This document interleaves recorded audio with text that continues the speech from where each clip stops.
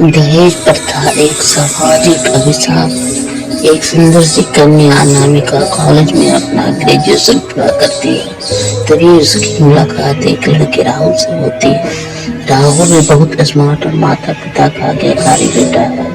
दोनों एक दूसरे को पसंद करने लगते हैं। दोनों का ग्रेजुएशन पूरा होता है। राहुल अपने शहर में जॉब करने लगता है, लड़की भी एक अच्छी जॉब कर रही है।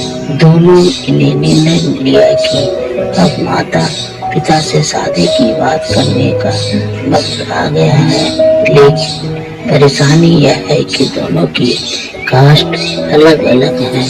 अनामिका ब्राह्मण है और राहुल राजपूत। राहुल के समाज में दहेज बहुत जरूरी है, जो कि नगद में होता है। उसके अलावा कई तरह की गिफ्ट्स और गहने की भी मांग की जाती है। राहुल ने अनामिका को यह स्थिति स्पष्ट की और कहा, पर घर वालों को मनाओ, अगर तुम सभी मांगे पूरी करवाती हो तो मेरे माता पिता तुम्हें पल बिठाएंगे।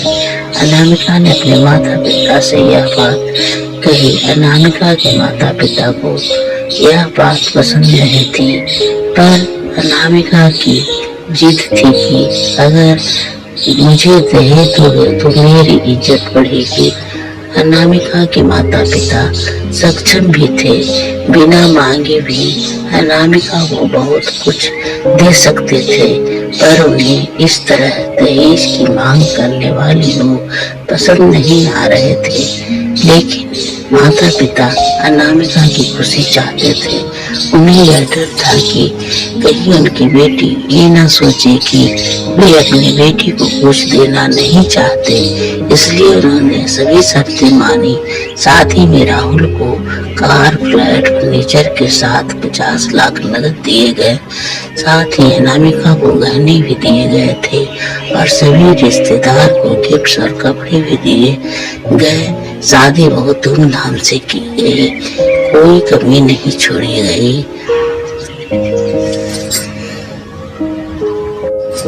अनामिका को मन ही मन यह गुमान था कि कास्ट अलग होने के बावजूद माता पिता ने उसकी शादी ससुराल को हिसाब से की। अनामिका को विश्वास था कि उसे बेटी बनाकर रखा जाएगा, उसे वही प्यार दिया जाएगा जो उसके माता पिता ने दिया, क्योंकि उसने अपने ससुराल का मान रखा है। अनामिका ने अपने घर से ससुराल विदा ली। ब्राह्मण कन्या राजपूत घर की बहू बनी। ससुराल में बहुत ज्यादा पर्दा प्रथा थी। बहू को मनचाहा खाने तक की स्वतंत्रता नहीं थी। कितनी भी भूख क्यों ना हो, घर की बहू सबके खाने के बाद ही खाएगी। यहाँ तक कि उसे घर के पुरुषों के सामने बैठने तक की इजाजत नहीं थी। अनामिका ने इस बात पर इतराज दिखाया, पर उसकी किसी ने ना सुनी। राहुल ने भी यह बोलकर मुंह फेर लिया कि यह तो परंपरा है। अनामिका को जो गुमान था वो धरा की धरा रह गया। उसे अपने माता पिता की बात याद आई। जब उन्होंने समझाया था तो वह उनसे बहुत लड़ी थी। उसने ससुराल में बात करने का फैसला किया। अनामिका ने अपने सास ससुर और पति से बात की, लेकिन उन्होंने नहीं सुनी और उसे बहुत बेरहमी से पीटा गया। अनामिका ने कभी ऐसा व्यवहार नहीं देखा था। उसे जिस लाए हुए दहेज पर घमंड था वह चूर चूर हो गया। अनामिका को माता पिता से बात करने में भी शर्म महसूस हो रही थी। इसी कशमकश में एक दिन अनामिका ने अपने आप को खत्म कर दिया।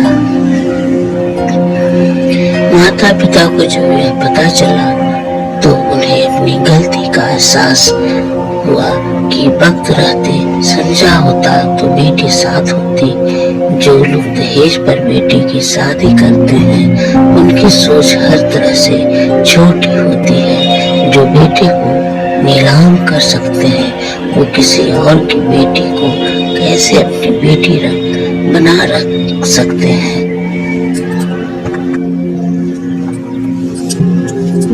दहेज कभी खुशियों की चाबी नहीं बन सकता, यह बात सभी को समझनी होगी। इस दहेज प्रथा की कहानी में आपने पढ़ा होगा कि माता पिता ही नहीं, लड़की की सोच भी दहेज की सपोर्ट कर रही थी।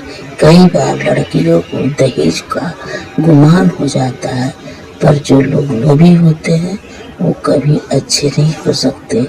यह बात सबको समझने की जरूरत है।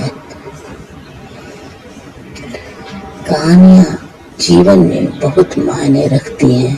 कई बार बड़ी से बड़ी डिग्री भी ज्ञान नहीं देती और एक छोटी सी कहानी जीवन बदल देती है। शिक्षाप्रद कहानी को आधार बनाकर अपने बच्चों को जीवन का सच्चा ज्ञान दें।